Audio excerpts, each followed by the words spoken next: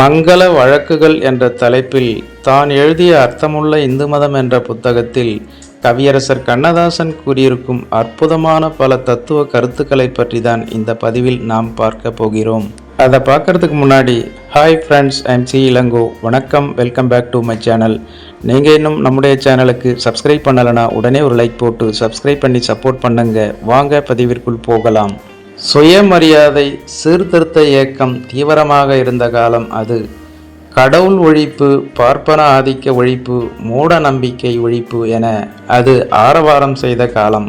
அந்த ஆரவாரத்தால் கவரப்பட்டவர்களில் நானும் ஒருவன். கருப்பு சட்டை போட்டுக்கொள்வதும் மதங்களையும் மதவாதிகளையும் கேலி செய்வதும் அந்த நாளில் இளைஞர்களுக்கு வேடிக்கை விளையாட்டாக இருந்தது. அது ஒரு தத்துவமா, அதில் பொருள் உண்டா, பயனுண்டா என்று அறிய முடியாத வயது. அந்த வயதிலும் அந்த நிலையிலும் இந்துக்களின் மங்கள வழக்குகள் மீது எனக்கு பிடிப்பு உண்டு. சில சீர்திருத்த திருமணங்களுக்கு நான் தலைமை தாங்கியிருக்கிறேன். மற்றும் சில திருமணங்களில் நான் பேசியும் இருக்கிறேன்.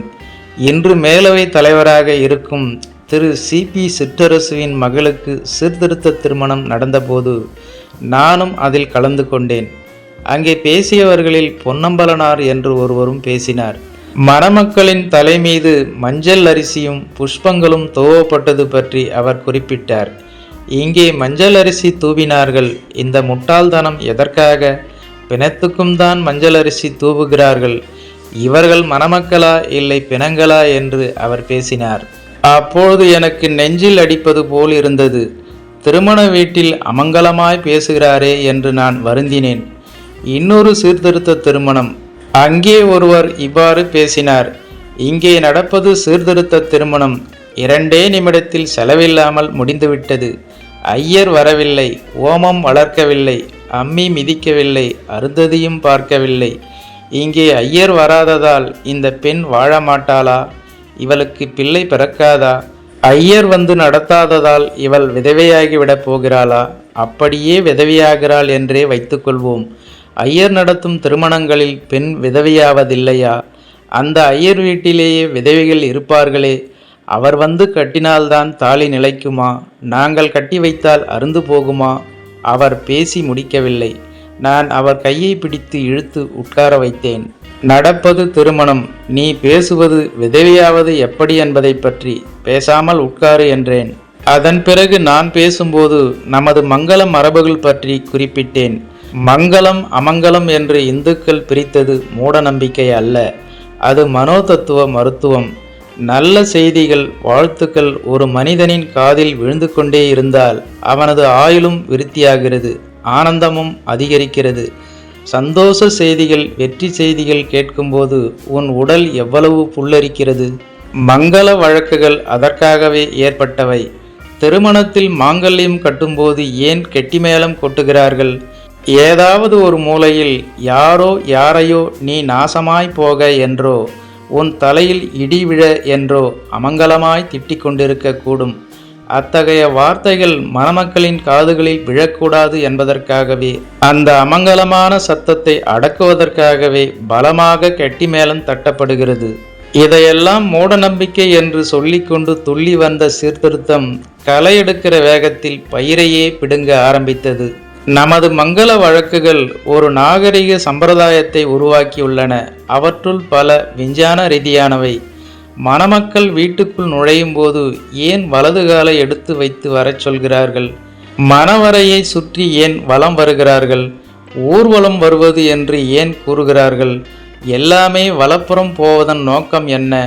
காரணம், பூமியே வலப்புறமாக சுழல்கிறது என்பதுதான்.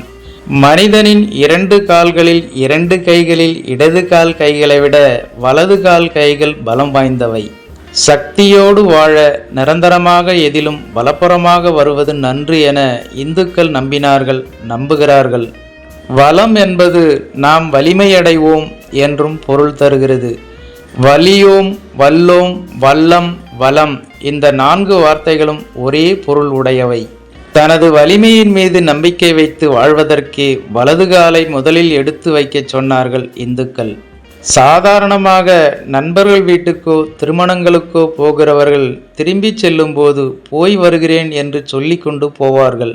அதன் பொருள், இன்னும் பல திருமணங்கள் விழாக்கள் உன் வீட்டில் நடைபெறும், நாங்கள் மீண்டும் வருகிறோம் என்பதே. அமங்கல வீடுகளுக்கு செல்கிறவர்கள் திரும்பும்போது போகிறேன் என்று சொல்லிக்கொண்டே போவார்கள். அதன் பொருள், இனி உன் வீட்டில் அமங்கலம் நேராது, நாங்கள் வரவேண்டியதாய் இருக்காது என்று நம்பிக்கை ஊட்டுவதாகும். மணமக்களை 16 பெற்று பெருவாழ்வு வாழ்க என்று ஏன் வாழ்த்துகிறார்கள்? உலகத்தில் உள்ள வாழ்க்கை பேறுகள் இந்துக்களால் 16 வகைகளாக பிரிக்கப்பட்டிருக்கின்றன. அவை மக்கட்பேறு, செல்வப்பேறு, உடல் நலம் என 16 வகையாக விரியும். மணமக்கள் அவ்வளவு சுகமும் பெற வேண்டும் என்பதையே இந்துக்கள் 16 பெற வேண்டும் என்று குறிப்பிடுகிறார்கள். நூற்றுக்கணக்கான ஆண்டுகள் விழுதுவிட்டு தழைக்கும் மரம் ஆலமரம் ஒன்றுதான். ஓரிடத்தில் முளைக்கும் அருகம்புல் அத்தனையும் ஒருங்கு சேர்ப்பது ஒரே வேறுதான். இப்படி தழைத்து நிற்பவை, வேரோடு வாழ்பவை, பெருமைக்குரிய பேறுகள் அத்தனையும் மங்கள வழக்கில் சேர்த்தார்கள் இந்துக்கள். கணவரின் பெயரை மனைவி சொன்னால் கூட மரியாதையும் குறைவு, மங்களமும் குறைவு என்று நம்பினார்கள்.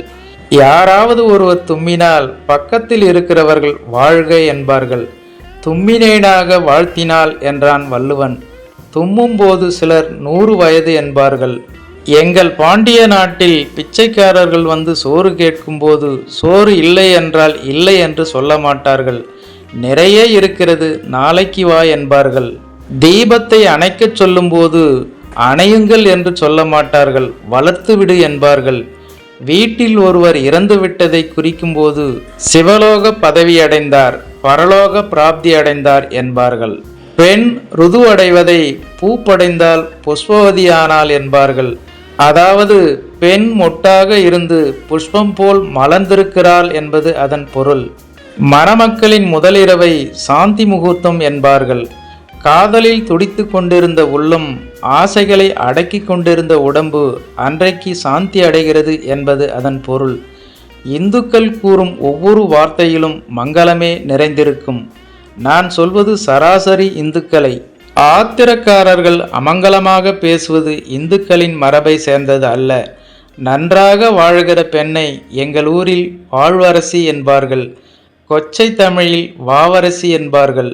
பெரும்பாலான இந்து சமூகங்களில் கணவனை இழந்த பெண் வெள்ளை சேலை அணிய வேண்டும் என்று விதி வகுத்து வைத்திருப்பது ஏன்? இவள் கணவனை இழந்தவள் என்று தனித்து காட்டுவதற்காகவும், கணவனை இழந்தும் தூய்மையானவள் என்று குறிப்பதற்காகவும். ஆக மங்கள மரபு அல்லது மங்கள வழக்கு என்பது வாழ்க்கையில் நம்பிக்கையும் உற்சாகமும் உண்டாவதற்காகவே. அமங்கலங்கள் குறிக்கப்படும் போதெல்லாம் அவற்றில் அடக்கமும் அமைதியும் வற்புறுத்தப்படுகின்றன. இந்த துயரங்கள் உனக்கு இறைவனால் அளிக்கப்பட்டிருக்கின்றன, இவற்றை நீ ஏற்றுக்கொள் என கூறுவதே அமங்கலங்களில் பலர் கூடி பரிந்துரைப்பதன் நோக்கம். வாழாமல் இறந்து போன குழந்தைகளை, வாலிபர்களை, கன்னி பெண்களை இந்துக்கள் புதைக்கிறார்கள். கொஞ்ச நாளாவது வாழ்ந்து இறந்தவர்களை எரிக்கிறார்கள். வாழாத உடம்பு மண்ணிலே கலந்து நிம்மதியடையவும், வாழ்ந்த உடம்பு விண்ணிலே கலந்து ஐக்கியமாகவும் அவர்கள் அவ்வாறு செய்கிறார்கள். சாம்பலை ஏன் நதியில் கரைக்கிறார்கள்? ஆறு போல உன் ஆத்மா ஓடி கடல் போல இருக்கும் இறைவனோடு கலக்கட்டும் என்பதற்காகவே. இந்துக்களின் ஒவ்வொரு நடவடிக்கையும் பழக்க வழக்கங்களையும் கூர்ந்து நோக்குங்கள். அவர்கள் பேசும் ஒவ்வொரு வார்த்தையையும் பொருள் விரித்து பாருங்கள். இயற்கையாகவே மங்களம் அமங்கலம் தெரிந்துவிடும். மங்கள சொற்கள், மங்கள அணி, மங்கள விழா என்ற வார்த்தைகள் இந்துக்களின் பண்பாட்டு உணர்ச்சியை அறிவுறுத்தும். அடுத்தவர் வீட்டில் சாப்பிடும்போது சாப்பாடு மட்டமாக இருந்தாலும் அற்புதமாக இருக்கிறது என்று சொல்வது இந்துக்கள் வலியுறுத்தும் நாகரிகம். பெயர் கண்டும் நஞ்சுண்டு அமைவர், நயத்தக்க நாகரிகம் வேண்டுபவர் என்றான் வள்ளுவன். உலகத்தில் நாகரிகம் என்பது 20ஆம் நூற்றாண்டின் பழக்க வழக்கங்களை குறிக்கிறது.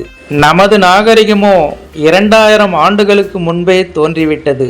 இவ்வாறு மங்கள வழக்குகள் என்ற தலைப்பில் தான் எழுதிய அர்த்தமுள்ள இந்து மதம் என்ற புத்தகத்தில் கவியரசர் கண்ணதாசன் கூறியிருக்கும் தத்துவ கருத்துக்களை பற்றி நீங்கள் என்ன நினைக்கிறீர்கள் என்ற உங்களோட கருத்துக்களை மறக்காம கமெண்ட்ல பதிவிடுங்க. மேலும் இதனுடைய தொடர்ச்சியை அடுத்த பதிவில் காணலாம். அதுவரை உங்களிடமிருந்து விடைபெறுவது MC இளங்கோ. நன்றி, வணக்கம், வாழ்க தமிழ்.